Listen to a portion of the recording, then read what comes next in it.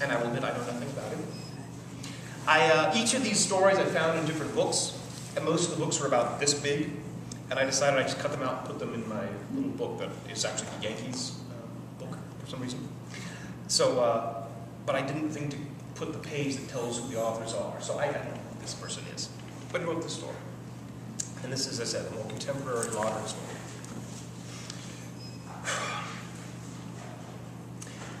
I wanted to tell this story for a long time.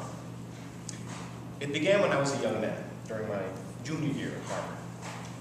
I spent my first year holed up in my room, burying my books, working on my writing. Only a very unpleasant summer break at home. That's when I returned to school, determined to make friends. I soon fell in with an aspiring composer named Jonathan Wilson. And through Jonathan, I found myself part of a little clique of brilliant artsy types. Brilliant in our own minds, anyway. Among this group was a girl named Amanda Zane. She was blonde, willowy, had a dreamy, wistful quality about her. Her voice was high and clear and sweet, and she wrote songs and played guitar and sang with a sad, yearning tone that just grabbed me by the heart. I was crazy about her, pretty much on sight. And for some reason, she seemed to like me as well. We became a couple within the clique. It was the first truly happy time of my life. Now, as the Christmas break approached, Jonathan invited our little gang up to his parents' house in upstate New York.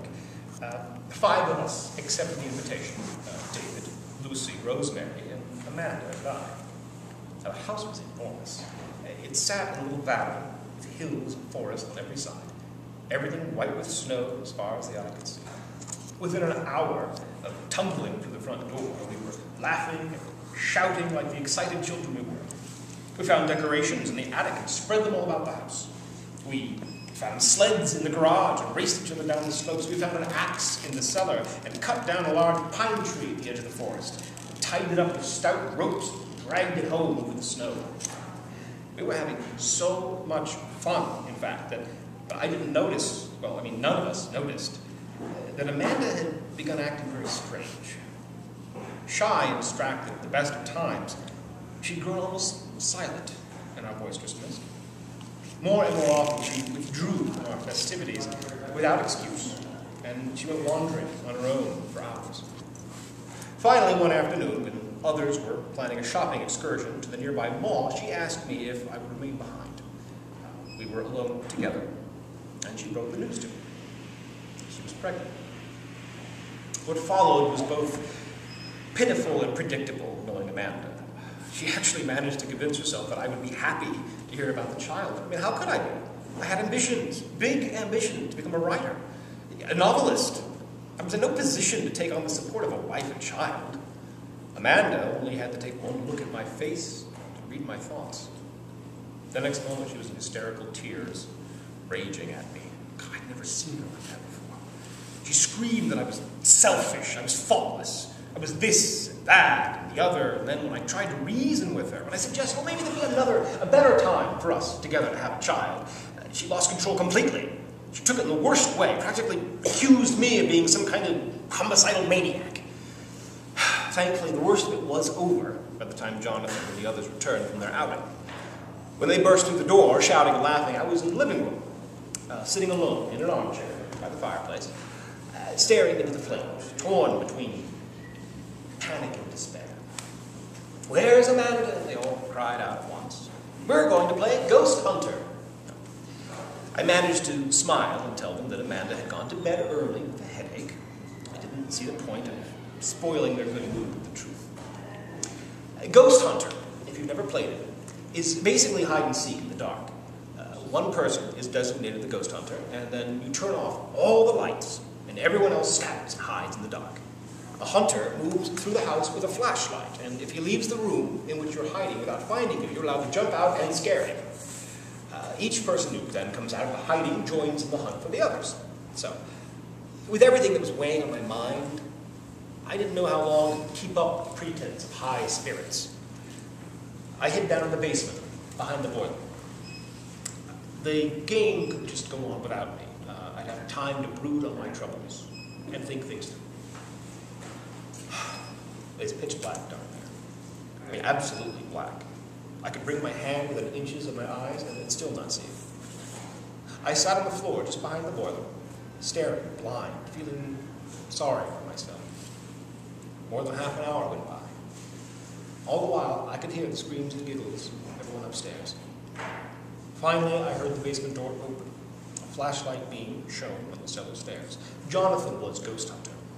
Well, he'd already collected all the others, and I could hear them murmuring to each other.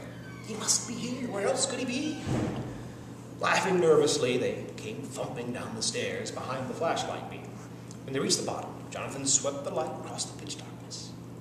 It went over me once, and then snapped back a second later on my face. There you are, I see you! Someone, Rosemary, I think, said, oh, I'll get the lights! And the basement lights came on. And the next thing I knew, Rosemary let out a high, ragged, terrible scream. I lifted my eyes, following her horrified gaze. And I started screaming too. There, just above my head, Amanda's corpse hung dangling in the air, one end of a rope tied around a heating pipe in the ceiling, the other end pulled tight around her neck. She'd been there the whole time, right above me when I was sitting in the dark. The aftermath of Amanda's death was ugly, especially for me. The coroner had no trouble deciding that she committed suicide, and he also had no trouble figuring out why. I was forced to tell the police the whole story. The pregnancy and our awful argument. And this got back to Jonathan and the others, of course. Well, I won't say they blamed me or anything, but it was never quite the same. We were never really friends again after that. When I graduated, I moved to New York City. 7 years went by. I started to establish myself. My first couple of books came out. I scored some movie sales. I hit some bestseller lists. Things started going well.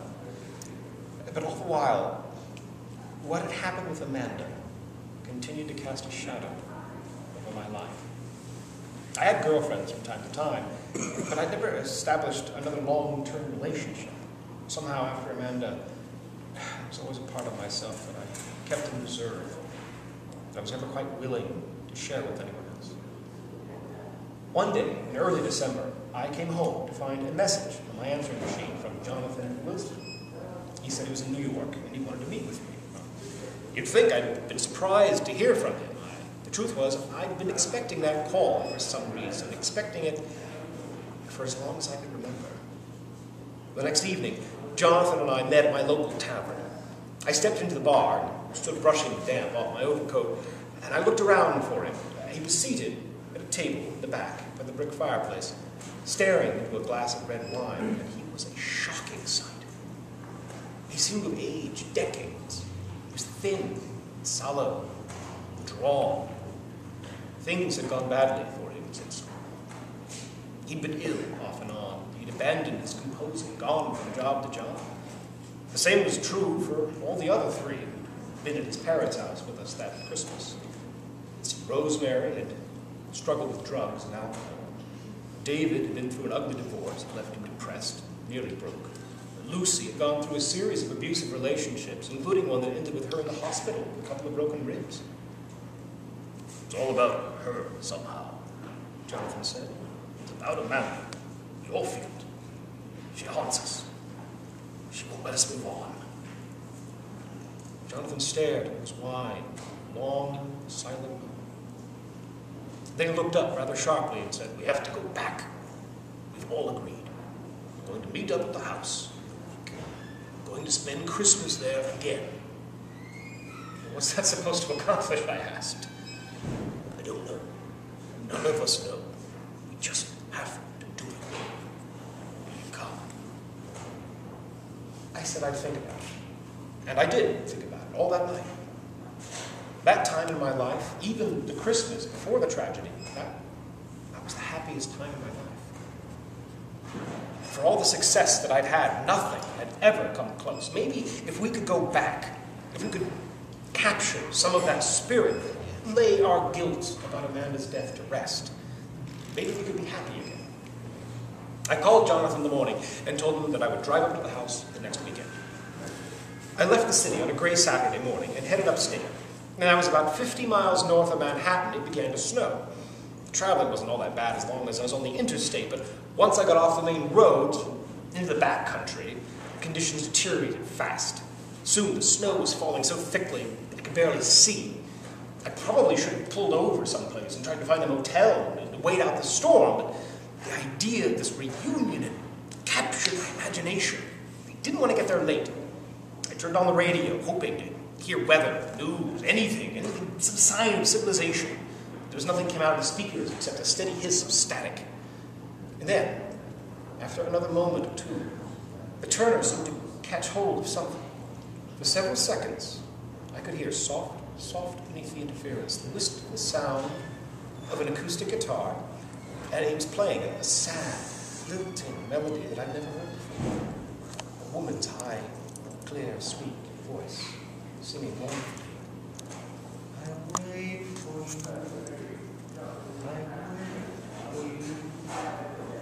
I turned from the windshield, stared at the radio of that voice. It was far away, riddled with static, but I recognized it. And just then the car went into a skid. I faced forward, but it was too late.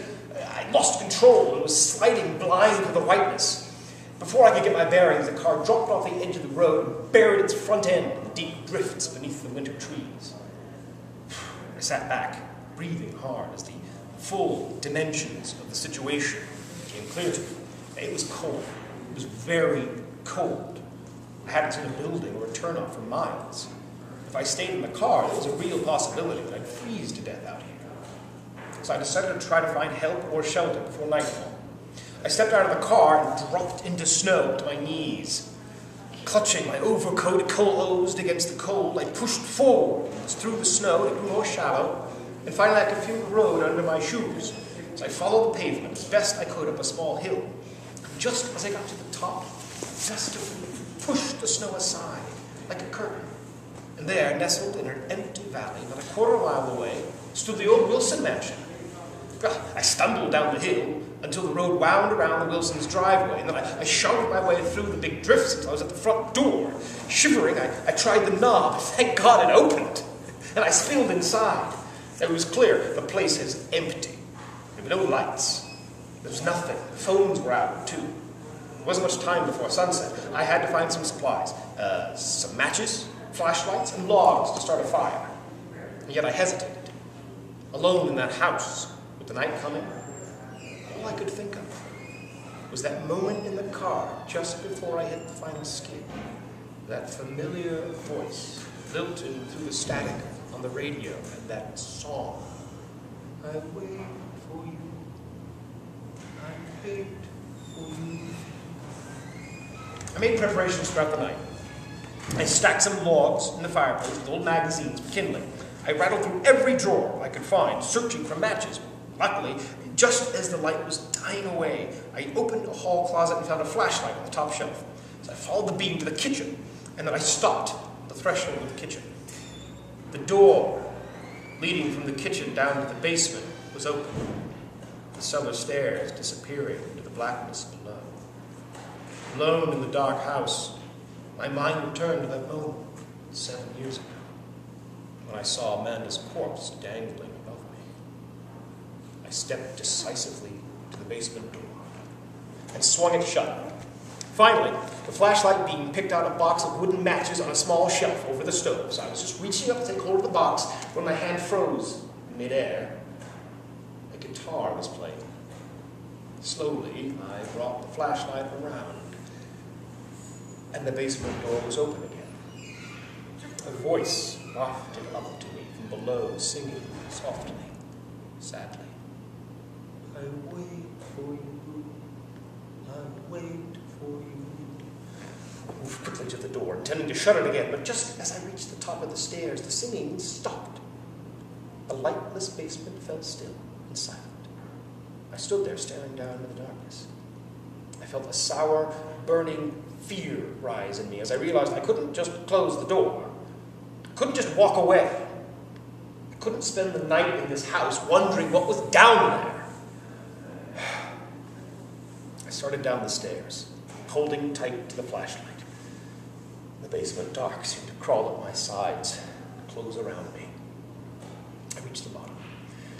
Immediately, I guided the beam to the place where I'd seen Amanda hanging. The light picked out the shape of a rope. My hand trembled as I raised the beam, seeing that one end was tied to the heating pipe. My breath caught as I lowered the beam. It was empty. It was only tied in a noose. There was nothing there. I started breathing again. And then I lowered the flashlight, saw Amanda come walking toward me out of the darkness.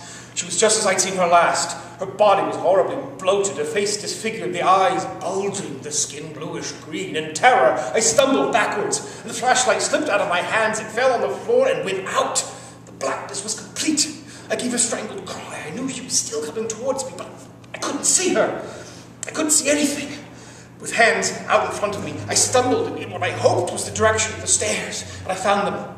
I started up in the darkness. I tripped and I went down on one knee. Cold fingers wrapped themselves around my ankle. I cried out and yanked myself free. I charged upward, blindly, tripping, stumbling, but finally plunging through the doorway into the kitchen. I slammed the basement door shut. I looked desperately this way and that, lost in the darkness. I had to get back to the stove. I had to get to the matches on the shelf. And there they were. And so reaching up, I fumbled for a match, and I struck it on the side of a box. And the flame flared.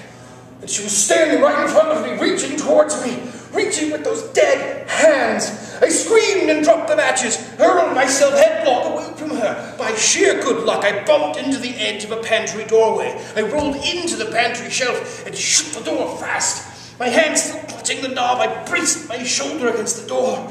I could feel her trying to push the door inward. I held it shut all night long. I heard her at the pantry door. Sometimes she rattled the knob, trying to get in. Sometimes she knocked softly or called out my name in a laughing, teasing voice, trying to coax me out. I tried bracing her back against the door, covering my ears with my hands, and I still heard her. I hugged my knees to myself, trembling. I knew what she wanted. Revenge. She'd been waiting for it for these 7 years. She would never forgive me for what I'd done. Not just getting her pregnant, refusing to marry her, refusing to sacrifice my future, my whole life, to take care of her and a child. Not just for shouting at her as they stormed off crying. I think she would have maybe forgiven me for all of that if I hadn't killed her. But what else could I do? She would have used the child, had it used it against me, ruined any chance I had to be free, be a success. I mean, deep down, a man was a very vindictive person. I mean, you have to see that. You know how long she's been waiting to get back and nursing her bitterness all this while. So anyway, I'd taken a rope, one of those stout ropes that we'd use to hold the Christmas trees, and I went upstairs to her room, and I pretended that I wanted to make up with her, and she ran to me, put her arms around me, and I slipped the rope around her neck and pulled it tight. It took a long time. Oh, long time. I don't like to think about it. Finally, she lost consciousness. So I carried her down to the basement, strung her up on the heating pipe. And that was kind of awful, too, because she woke up for a while and struggled hanging up there before it finally was over for good. It really was a brilliant idea to hide down there during the day. I mean, it gave me a chance to collect myself and act surprised and scream in horror when they found her. And no one would believe that I'd just sit down there all the while with her hanging right above me. It worked out just as I imagined, just as I wanted. But Amanda had never forgiven me. She'd waited for me all this time, all night long. She knocked and called out the pantry door, trying to get in, trying to draw me out. But finally, I saw the first rays of sunlight slip in under the door. I heard her voice grow softer and softer until it vanished. She was gone. I rushed out of the house. The snow had stopped, the sun was shining. It was easy to get back to my car. Easy in the daylight, push it free from the drift where it was stuck, and get back on the road. As I was driving away from the Wilson house, a Volvo came passing me in the other direction, and it was Jonathan. But I don't think he saw me. I left them to their reunion. Let them live in the past, not me. I was going to waste my one and only life wallowing in remorse about Amanda. Although I must admit, as years go on, I find myself wondering about that sometimes. Whether this is, in fact, our only life. I mean, maybe death wasn't the end for Amanda. Recently, more and more often, I hear her